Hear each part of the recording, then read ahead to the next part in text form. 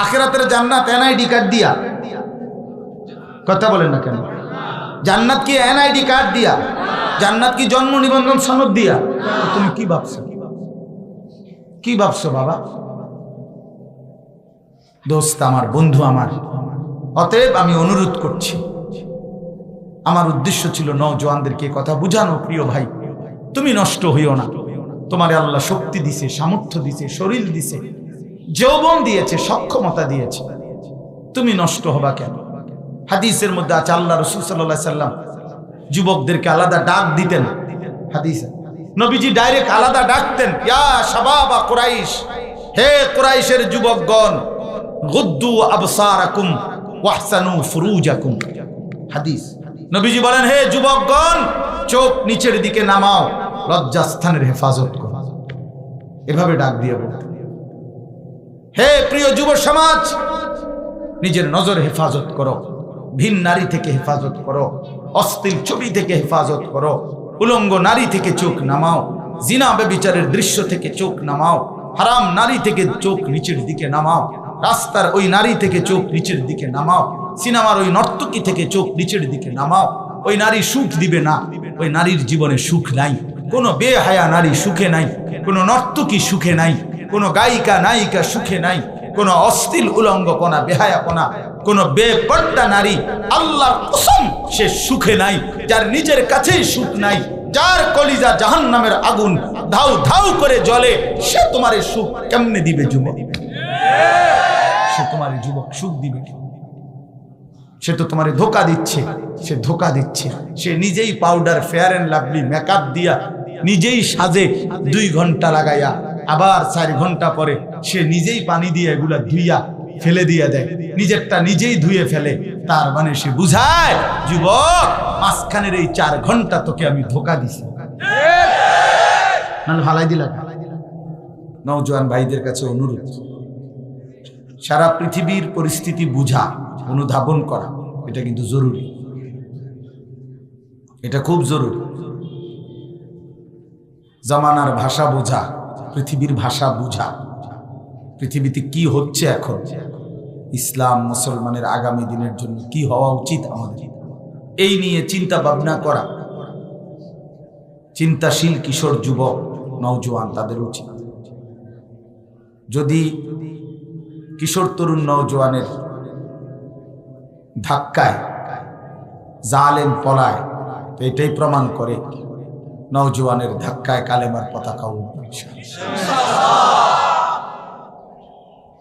এটাই সত্য, এটাই সত্য, এটাই প্রমাণ। বাংলাদেশও 5ই আগস্ট, 36 জুলাই, এটাই প্রমাণ। সিরিয়াতেও 8ই ডিসেম্বর, এটাই প্রমাণ। বাংলাদেশেও এক ফ্যাসিস্ট পলায়ন করেছে, সিরিয়াতেও এক জালেম পলায়ন করেছে। এই জন্য এটাই সত্য যে বাস্তবতা, কিশোর নওজোয়ান আল্লাহ তাআলা তাদের শরীরের মধ্যেই, তাদের জিন্দেগির মধ্যেই শক্তি রাখছে, এটা আল্লাহ প্রদত্ত। কোরআনুল কারীমের মধ্যে আছে, আল্লাহ তাআলা বলেন, আল্লাহুল্লাযী খালাকাকুম মিন দুফিন, আল্লাহই তোমাদেরকে সৃষ্টি করেছেন দুর্বল অবস্থায়। দুফ অর্থ দুর্বল। তাহলে মানুষের শিশুকাল, যখন মানুষ জন্ম নেয়, এই সময়টাকে আল্লাহ বলছেন দুর্বল অবস্থা। সুম্মা জাআলা মিন বাদি দুফিন কুওয়াতান, অতঃপর দুর্বল অবস্থার পরে দিয়েছেন শক্তি। আল্লাহ নিজে বলতেছেন কুওয়াতান মানে শক্তি। তাইলে বোঝা গেল যৌবন কালটা আল্লাহ তাআলা বানিয়েছেন শক্তি। সুম্মা জাআলা মিন বাদি কুওয়াতিন দুফান ওয়া শাইবা, আল্লাহ নিজেই বলতেছেন অতঃপর শক্তির পরে আবার দিয়েছেন দুর্বলতা এবং বৃদ্ধ অবস্থা। শাইবা মানে বৃদ্ধ। তো আল্লাহ তাআলা বলেন, আমি তোমাদেরকে এই 3টি অবস্থাতেই বানিয়েছি। ছোটবেলাটাও ছিল দুর্বল শিশুকাল, বৃদ্ধকালটাও, শেষ বেলাটাও দুর্বল, মাঝখানের শুধু যৌবন কালটা এটাই হচ্ছে শক্তি। কিছু করলে এই সময়, গড়লেও এই সময়, নষ্ট করলেও এই সময়, নিজেকে সাজিয়ে তুললেও এই সময়, নিজেকে বরবাদ করে দিলেও এই সময়। এই সময় এটা গুরুত্বপূর্ণ। এটাকে সময় কৌয়াতান বলা হয়েছে। হাদিসের মধ্যে আছে, তারিখে আছে, ইসলামের ইতিহাসে আমাদের প্রিয় নবী সাল্লাল্লাহু আলাইহি ওয়াসাল্লাম উহুদের যুদ্ধের দিন, আমরা সবাই জানি এই যুদ্ধের নাম। এই হাতের যেই মোবাইলগুলো, এগুলো নামায় ফেলেন, ভালো হবে। প্রিয় ভাই, হাতে যাদের মোবাইল রেকর্ডের জন্য ধরে রাখছেন, এটা নামায়। আমি বললাম ভালো হবে, আমার কথাটা মাইনা দেখেন, ফায়দা হবে। আমাদের চেহারার দিকে তাকায়া শুনেন। নওজোয়ান ছেলে, তোমরাও শুনো ভাই, চেহারার দিকে তাকাইলে বরকত হয়। সরাসরি নজরের কারণে দিলে জমে কথা। মাঝখানে এই মোবাইলটা ধরে রাখলে নজর মোবাইলটার দিকেই বারবার যায়, এতে দিল জমে না, নিজের দিলে আসে না, মোবাইলে আসে। তাইলে এই জন্য সামনাসামনি শুনলে, সরাসরি শুনলে বরকত হয়, বরকত। তো বলতেছিলাম, উহুদের যুদ্ধের দিন আল্লাহ নবী সাল্লাল্লাহু আলাইহি ওয়াসাল্লাম, আমরা সবাই এই যুদ্ধের নাম জানি। 700 সাহাবী নবীজির সাথে ছিলেন, আর কাফের ছিলেন 3000। 1000 নিয়ে রওনা দিছিলেন, পথিমধ্যে 300 মুনাফিক চলে গেছে। তাহলে আর মাত্র নবীজির সাথে সৈন্য ছিলেন 700 জন। এই যুদ্ধটা যখন শুরু করে, শুরুর মুহূর্তে আল্লাহ নবী সাল্লাল্লাহু আলাইহি ওয়াসাল্লাম সর্বপ্রথম উহুদের যুদ্ধের দিন একজন নওজোয়ান সাহাবীকে আল্লাহ নবী প্রথম বলছে, দুশমনের দিকে প্রথম তীর তুমি মার, প্রথম তীর তুমি ছোড়ো।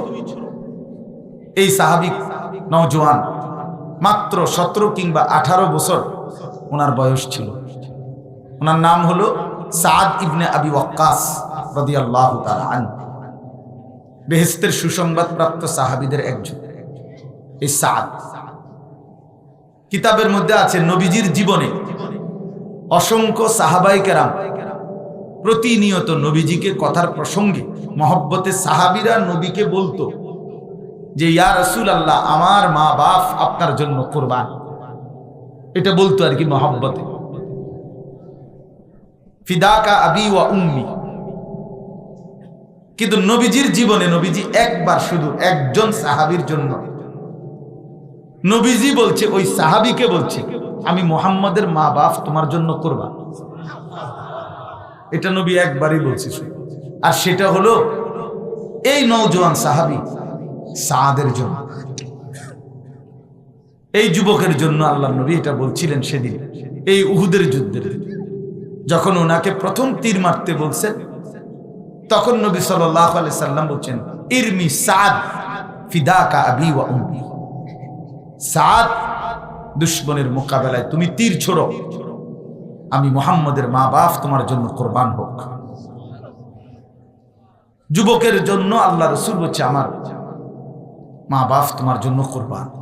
এই নওজোয়ানের কদর আল্লাহ নবী সাল্লাল্লাহু আলাইহি সাল্লাম বর্ণনা করেছেন। নবী সাল্লাল্লাহু আলাইহি সাল্লাম বলছেন, উসিরতু বিশ-শাবাব, যৌবন যুবকদের দ্বারা আমাকে নবুয়তের কাজে সাহায্য করা হয়েছে, মানে আল্লাহ তাআলা সাহায্য করেছেন। কোরআনুল কারীমের মধ্যে আছে যুবকদের কাহিনী। নবীজির কাছে মক্কার কুরাইশরা শুনতে চেয়েছিল 7 জন যুবকের কাহিনী। আল্লাহ তাআলা নিজে আরশ আজিম থেকে জিবরাইল পাঠিয়ে বললেন, বন্ধু, গল্পটা, যুবকদের কাহিনীটা আমি বলি, আপনি শুনুন। নাহনু নাকুসু আলাইকা নাবাআহুম, এদের গল্প আমি বলি। ইন্নাহুম ফিতিয়াতুন, এরা ছিল যুবক। এই আল্লাহ কথা শুরু করছে, গল্পের শুরু। ইন্নাহুম ফিতিয়াতুন, তারা ছিল কতিপয় যুবক, 7 জন। আমানু বিরব্বিহিম, যারা তাদের রব আল্লাহর উপরে ঈমান এনেছিল পুরা জাতির মোকাবেলায়।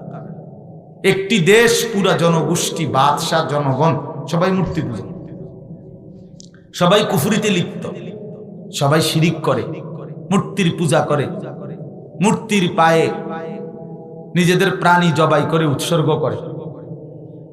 এরকম নিকৃষ্ট মূর্তি পূজক। কিন্তু সেই মানুষগুলোর মোকাবেলায় পুরা দেশ, এমনকি বংশধর, জনগণ, বাদশাহ, সবার বিপরীতে এই 7 জন যুবক সর্বপ্রথম ইসলাম পূর্ব যুগে তারা প্রথম ঈমান এনেছিল আল্লাহর উপর। আল্লাহ তাআলা বলেন, ওয়াজিদনাহুম হুদান।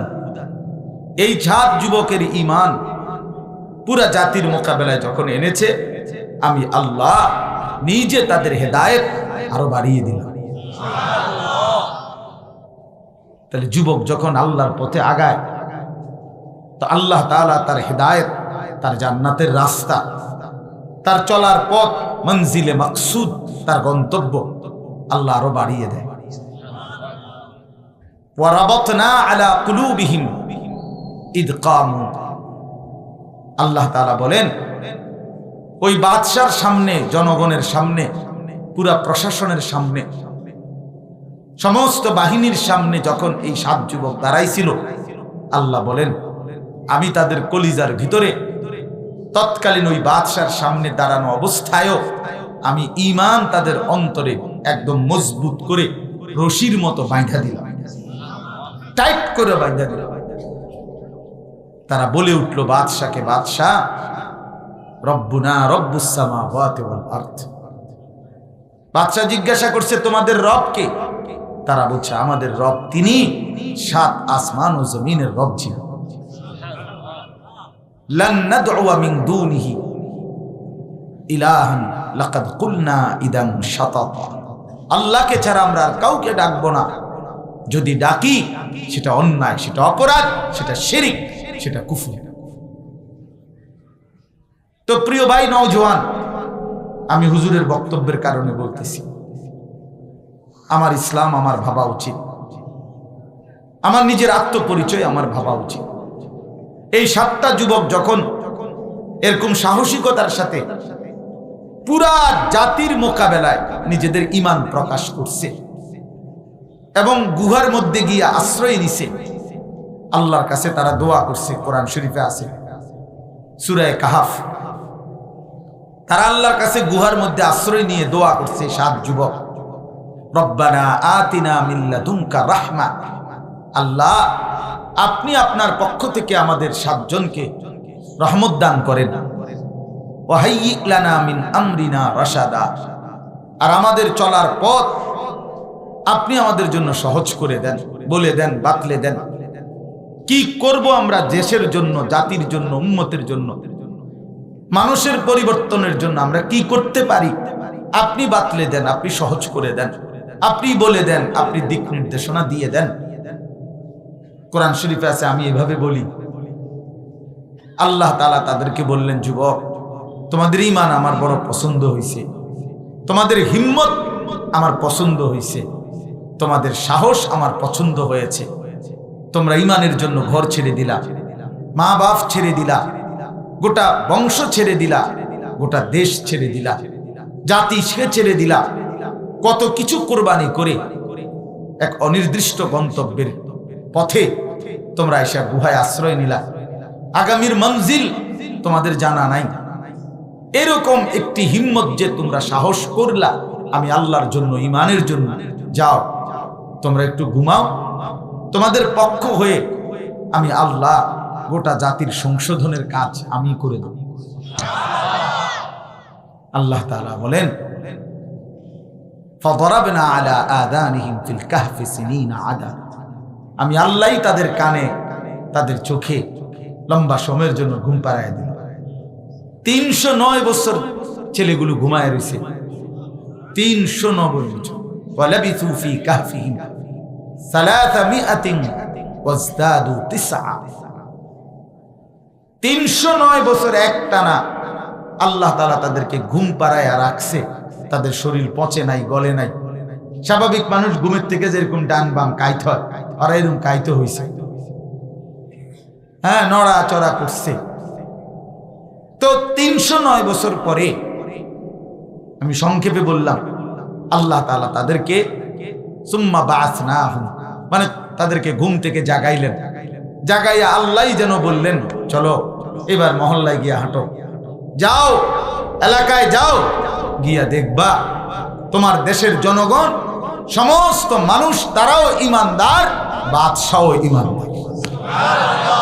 সত্যি সত্যি যুবকরা বাইর হইয়া দেখছে পুরা জাতি ইমানদার, জাতির বাদশা যিনি তিনিও ইমানদার। প্রিয় বন্ধু, এই জন্য এতটুকু দিল দিয়ে আমি অনুরোধ করলাম হুজুরের বক্তব্যের কারণে, তুমি যদি না আগাও ইসলামের জন্য আগাবে কে? তোমরা কিশোর তরুণ নওজোয়ান জিন্দিগি যদি শুধুই মনে করো মোবাইল, নারী, ছবি, অশ্লীল দৃশ্য, বুট বাদাম চটপটি, বন্ধুদের আড্ডা, মোটরসাইকেল চড়া, একটা মেয়ের সাথে অবৈধ হারাম সম্পর্ক করা, এই গান বাদ্য, নাচ গান, রং তামাশা আর ফুর্তি, দোস্ত আমার, বন্ধু আমার, এমন সুন্দর জীবন, শক্ত সামর্থ্য জওয়ানি, এত ফালতু কাজের জন্য আল্লাহ তাআলা দেয় না। এত ফালতু কাজের জন্য আল্লাহ তাআলা দেয় না। আল্লাহ তাআলা এত যত্ন করে আমাকে বানাইছে, আপনাকে বানাইছে, নওজোয়ান তোমাকে বানাইছে, বড় মায়া করে, বড় পরিকল্পনা করে। হাল আতা আলাল ইনসানি হিনুম মিনাদ দাহর লাম ইয়াকুম শাইআম মাযকুরা। আল্লাহ তাআলা বলেন, যুগের পর যুগ বান্দা, এই পৃথিবীতে তোমার অস্তিত্ব ছিল, কিন্তু তোমার কোনো নাম ঠিকানা ছিল না, কেউ জানতো না তোমার অস্তিত্ব কোথায় ছিল। আমাদেরকে আল্লাহ তাআলা মাটি থেকে সৃষ্টি করেছেন। ওয়ালাকাদ খালাকনাল ইনসানা মিন সুলালাতিন মিন তিন। আল্লাহ বলেন, আমি মানুষকে বানিয়েছি মাটি থেকে। এখন সেই মাটিটা যেটার থেকে আমারে বানাইছে, সেইটা আল্লাহ তাআলা কতদিন থেকে এই পৃথিবীতে রেখেছেন সেটা আমরা কেউ জানতাম? তাই আমারে বানাইবার 10 দিন আগে নিয়ে আমার মাটি বানাইছে। তাহলে কত হাজার বছর যাবত মাটির অস্তিত্বের মধ্যে আমি ছিলাম, সেটা শুধুই জানতেন আল্লাহ, কেউ জানতো না, আর কেউ জানতো না। মাটি থেকে নির্দিষ্ট খাবার উৎপাদন করেছেন, এই নির্ধারিত খাবার মধ্যে আমাদের অস্তিত্ব ছিল, আমরা কেউ জানতাম না। সেখান থেকে একটা নির্দিষ্ট পরিমাণ খাবার আমার বাবা খাইছে, বাবার পেটে ঢুকছে, সেখান থেকে একটি নির্দিষ্ট পরিমাণ বীর্যের ফোঁটা আল্লাহ তাআলা তৈরি করছেন, আমি সেখানে ছিলাম, কেউ জানতো না। নির্দিষ্ট একদিনে বাবা মায়ের মিলনে, মায়ের জরায়ুতে বীর্যের সেই ফোঁটা স্থানান্তরিত হয়েছে, সেখানে আমি ছিলাম, পৃথিবীর কেউ জানতো না। এরপরে আরো 9 মাস লাগাতার ওই এক ফোঁটা বীর্যের মধ্যে আল্লাহ তাআলা সৃষ্টি করে জমাট রক্ত, গোশতের টুকরা, হাড্ডির খাঁচা, সারা দেহের গোশতর আবরণ, এইভাবে করতে করতে একটা পর্যায়ে রূহ ফুঁকে দিয়ে আমারে মায়ের পেট থেকে পৃথিবীর আলো দেখতে দিয়েছেন। প্রিয় বন্ধু, একবার যদি ইনসাফের সাথে ভাবি, কত লম্বা সময় আমি মাটিতে ছিলাম, কত লম্বা সময় খাবারে ছিলাম, কতটা লম্বা সময় বাবার বীর্যে ছিলাম, কতটা লম্বা সময় মায়ের জরায়ুতে ছিলাম, এরপরে পৃথিবীতে আসলাম। এই যে দীর্ঘ সময় ধরে আল্লাহ তাআলা আমাকে সৃষ্টি করার জন্য প্রসেসিং করছেন, পর্যায়ক্রম অতিক্রম করাইছেন, তো আল্লাহ তাআলা বলেন, এত লম্বা সময় লাগায়া, এত পরিকল্পনা করে, এত সুন্দর করে সাজিয়ে তোমাকে এই পর্যন্ত এনেছি বান্দা, শুধু তামাশার জন্য। আমার কোনো উদ্দেশ্য নাই, আমার কোনো মাকসাদ নাই, তুমি শুধু খাইবা ঘুমাইবা। এই জন্যই আমার ভাই, যারা হাতের মোবাইলটা নামাইতে পারলা না, তোমার মতো অপদার্থ উঠে চলে গেলে ভালো, এমন ফালতু শ্রোতার আমার দরকার নেই। বেটা ওঠো এখান থেকে, ভাই হাসে, প্রতিবন্ধী হাসে, না না না, প্রতিবন্ধী কারে কইছি বুঝছে না, বললাম আমি, নিষেধ করলাম না বেটা, কিছু ছেলে পেলের এমন অসভ্য যে পৃথিবীর কোন শক্তি বুলডোজার দিয়েও যদি ধাক্কা দেয় সে তার মোবাইল থেকে আলাদা হবে না। জিন্দিগিটাকে বেঁধে নিছে এক জঙ্গলি মতো। জীবন মানেই মোবাইল, মোবাইল মানেই জীবন। আহা, জীবনের হাসি কান্না আনন্দ বেদনা আবেগ অনুভূতি সবকিছু মোবাইল নির্ভর। এই মোবাইলের দিকে তাকায় তাকে, এখানেই হাসে, এটার মধ্যে কাঁদে, এখান থেকেই কথাবার্তা বলে, এখানেই কারো কথা শুনে, এখান থেকেই নিজের চিন্তা চেতনা, কারোর ঝগড়া করে, কারোর লগে গাইল্লায়, কারোর লগে তর্ক করে, মানে সবকিছু এটার উপরে। অথচ ডানে বামে যে আর পৃথিবীতে মানুষ আছে এত কিছুর হের দরকার। কে তার মা, কে তার বাপ, কি তার বংশ, কে তাকে বানাইলো, কি তার ধর্ম, আল্লাহ কে, রসুল কে, কোরআন কি, ইসলাম কি, আমি মুসলমান, আমার কাছে করণীয় কি, কর্তব্য কি, প্রতিদিন 5 ওয়াক্ত নামাজের আজান হয়, কাকে ডাকে, হায় হায়, কিচ্ছুর খবর, কিচ্ছুর খবর।